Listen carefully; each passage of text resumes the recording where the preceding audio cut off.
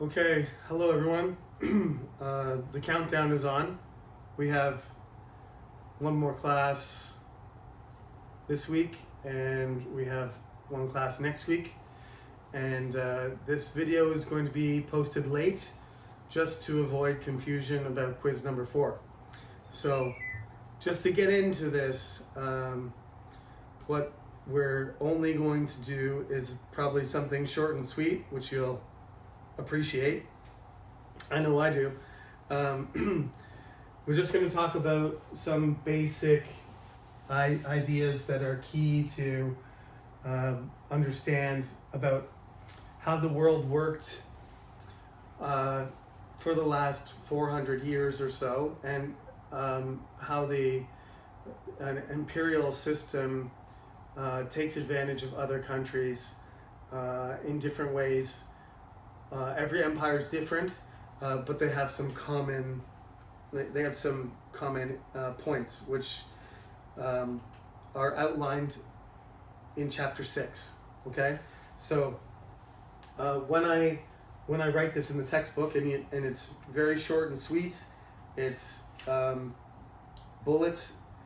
bullets, just like when we broke down the difference between religion, the Protestant religion and the Catholic religion. I want to be clear that these are general points that emphasize how imperialism imposes power on other groups, areas, just like slavery as well. There's a variety of different types of slavery. The one that we talked about in our class, because of the United States type of slavery, became racially based and involved a lot of physical abuse and a lack of legal rights. Slavery doesn't have to be that severe. It just was in America because they were a paranoid society whose slaves outnumbered the masters by far. So that they used every means necessary to prevent those people from leaving, fighting back, rebelling, so on. We talked about way back in the 14th century, don't forget, on the exam, the British stuff is there too. If you go right back to the 14th century, one of the things that they wanted to do in the Peasants' Revolt, one of the demands that the English insisted they needed, that it was their right, was to not be allowed to move from one piece of land to another, even if you were renting, even if it wasn't your land.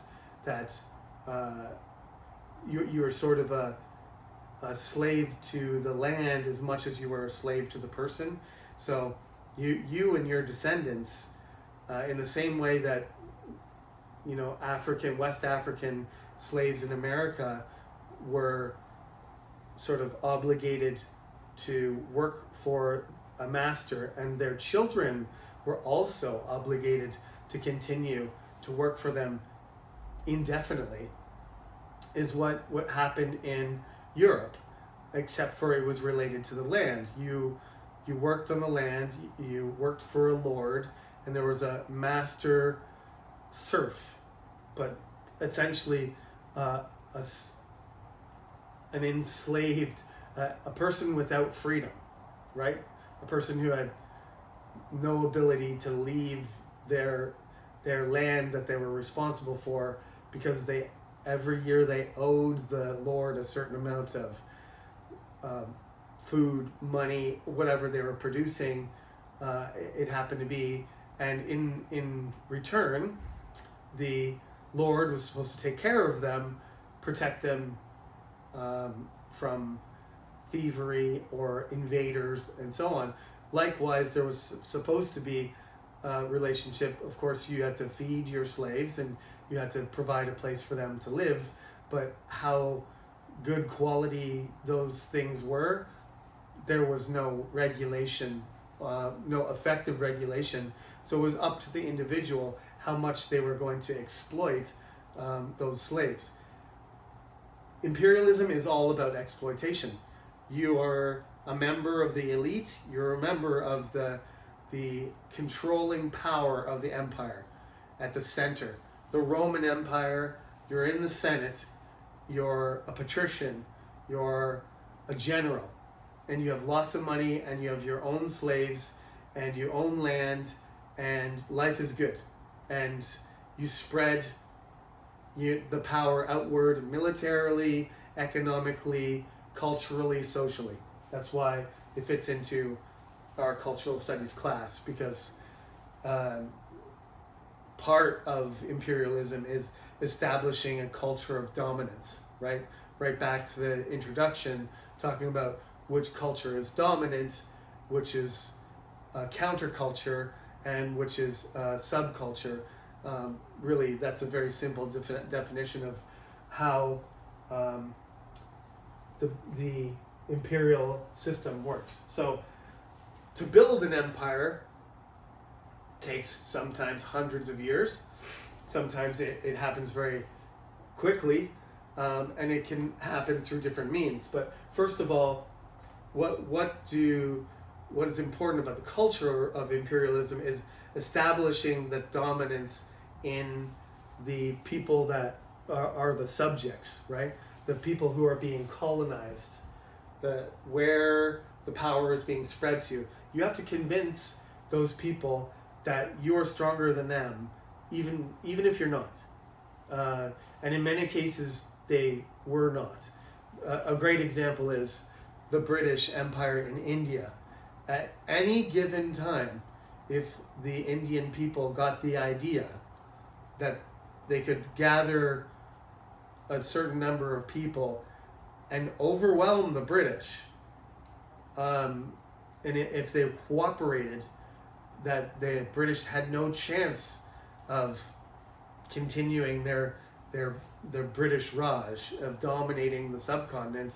They could have done that, but many of them didn't know they could, and those of them that knew they could were often fighting against their own people, who were sort of co-opted, employed, persuaded by the British, and certain advantages that they were given to help the British. Without division in India, there was no chance that the British had enough power in any dimension, monetarily, militarily, population-wise, culturally.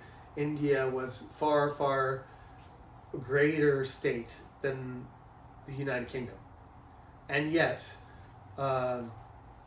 decades, even almost centuries passed, where India was essentially used for its resources to benefit economically primarily. It originally was the East Indian Company that managed India on behalf of the empire. But the British Empire was a very sort of gradual process of colonization and sea power and soft power and manipulation.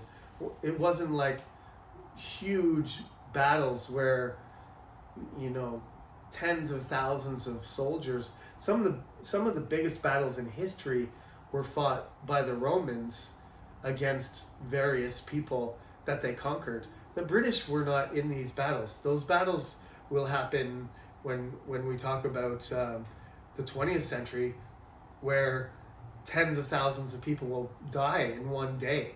But until industrial warfare happens within your parents or grandparents or within recent memory, World War II, human beings wouldn't experience that kind of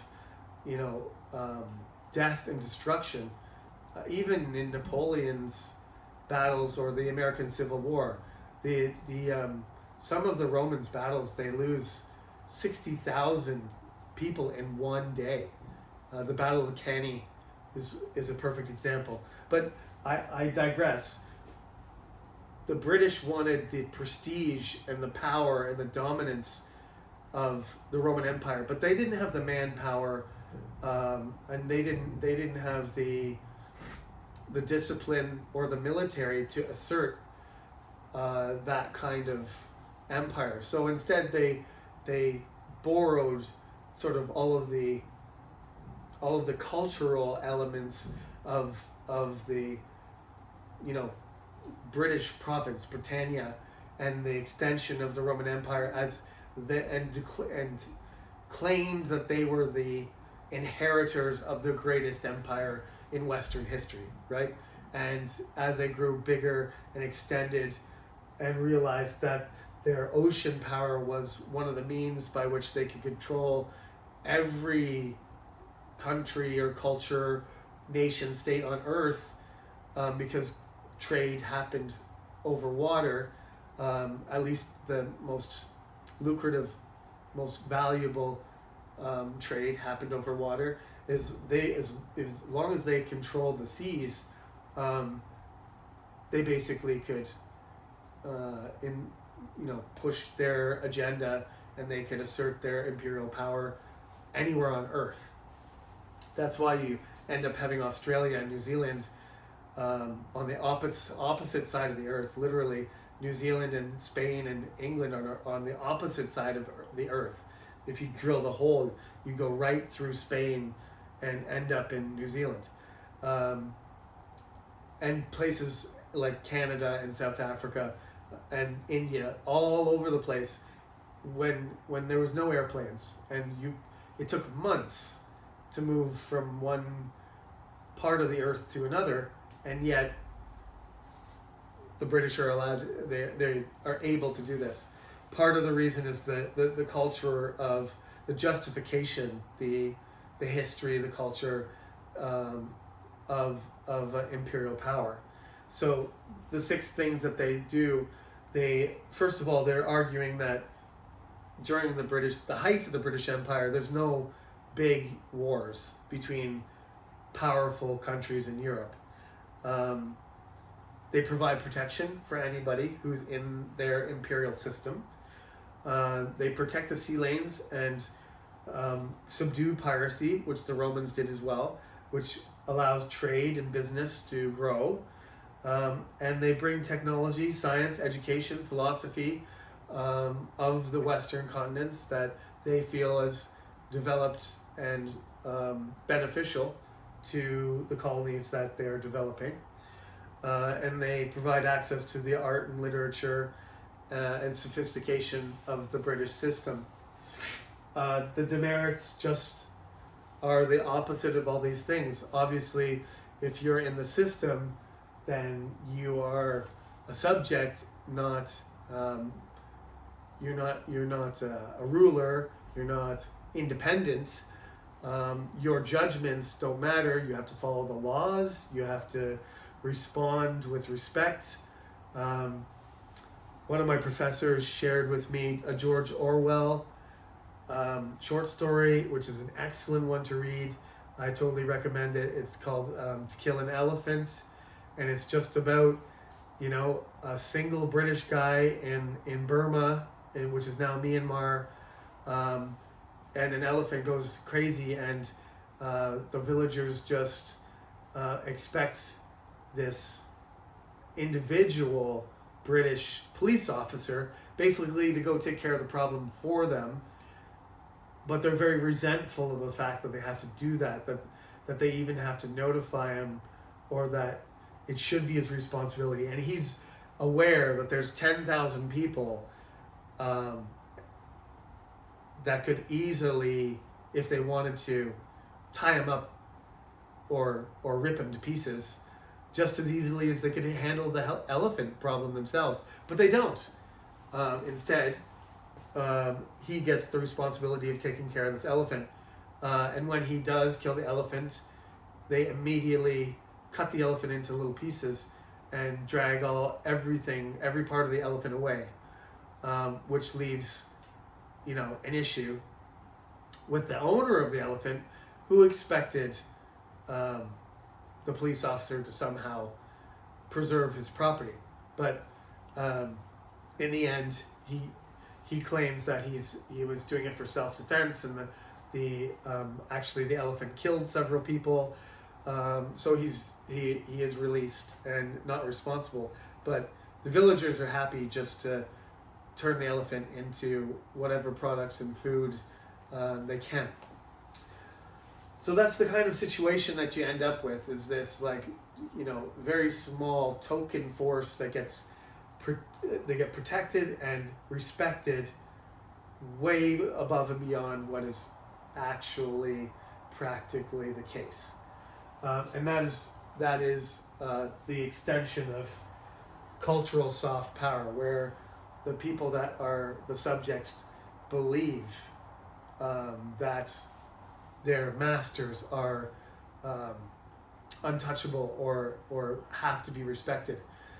This is one of the things that continues to World War II, where a lot of, it's partly a racist, white supremacist concept, but it works well with imperialism because Europe has the most powerful countries, and they build empires, and they believe that European civilization and Western civilization is superior. And then they fight World War II especially, not so much World War One, but World War II especially, and the Japanese absolutely tear across Asia at the beginning, and other countries like China and the Eastern Russians, the Siberians, and other people demonstrate, and of course African Americans fight with distinction and great ability, and this whole idea of racial and cultural superiority is completely demolished. It's proven to be I don't want to use the word fake, but it's proven to be a myth that is perpetuated on purpose in order to continue to maintain these sort of very tenuous, imperial extensions of imperial power. Vietnam becomes probably the greatest case of a correction in that misconception that you have a lot of technology and you're a Western power, and you can defeat a less powerful country that's less developed whenever you want to. And the war in Vietnam goes terribly bad for the United States, and it's partly because the Vietnamese fight for their right to be decolonized, and it's an underestimation as well by the American people of what it takes to fight against a country like Vietnam. They constantly underestimate what the Vietnamese are capable of, and in the end, the American people don't want to make the sacrifices that are necessary in order to defeat Vietnam, and so they withdraw. And one of the only cases of, I would say, almost, they say they left, but it's a loss. It's a defeat. It's a clear defeat of the American military. If they had won, they would have stayed and established a government that was friendly to them, but they lost, so they left. And the public put pressure, on the American government to withdraw, which was another example of sort of imperial soft power starting to decay or starting to be less effective. We have to talk about whether or not the United States is an empire by technical definition, or is it a sort of empire in disguise? Because I told you, I read a book. I read a book this winter about America being an empire in disguise, which was very informative and I agreed with for the most part. So another thing you have to read, importantly here, is Ireland is the other part, the other island of the British Isles. There's lots of small islands, but two main islands. Ireland is the other large island to the west, and everything that the British do, and actually it's originally the English, and originally before that it's the Normans. It's the Normans and the Anglo-Normans and the Vikings, and eventually it's the English and then the British that use Ireland as a colony, and as a consequence, 90% of the Irish people left to various other countries, including the UK, but Canada, South Africa, Argentina, South America, Australia, America and Canada probably being the number 1 and 2 destinations, Australia after that, but all over the world. There's Irish people everywhere. Depopulated the country to the point where there's about 6 million people in Ireland, and there's about 60 to 70 million people abroad who are not even Irish anymore, really. My ancestors some of them are Irish, but my Irish identity has been erased. And that is one of the worst consequences of imperialism, is the attempt to culturally erase people, not just kill the people, because, well, that would be, I guess, the worst case scenario, but nonetheless to abduct them and transform them into members of your own culture, and sometimes unaware that they are supporting the very people that destroyed their own ancestors' lives. It's a universal thing in human cultures for this to happen, but we are in the 21st century and we are more educated than our predecessors, so we should be aware, just like Korea is aware of the cultural erasing that Japan tried to impose on Korea when they were present here and annexed Korea, and Imperial Japan was in control of Korea. They tried to erase Korean language, history, cultural knowledge, fashion, in all aspects. They tried to suppress or destroy or reduce what Korean culture was, culture that was thousands of years old. It's happened many different places around the world to greater or lesser extent, and it's always a tragedy when it happens. When I talked about the native people last week sorry, not last week, I will be talking about the native people at the end of chapter 5, how they, that's one of the imperial consequences, not just of their loss of population, but their loss of cultural memory, so that they don't even have, an identity anymore outside what the Americans provide for them. So, expansion, dominance, colonization. We'll develop this idea a little bit more when industrialization comes along and makes it possible for the British to actually accomplish something that they shouldn't really be able to do, but they do, and it is a fact. It's a historical reality, and we live with the consequences of it. How should we understand it, and how should we prevent similar things from happening, and how should we develop human culture to improve what it is like now?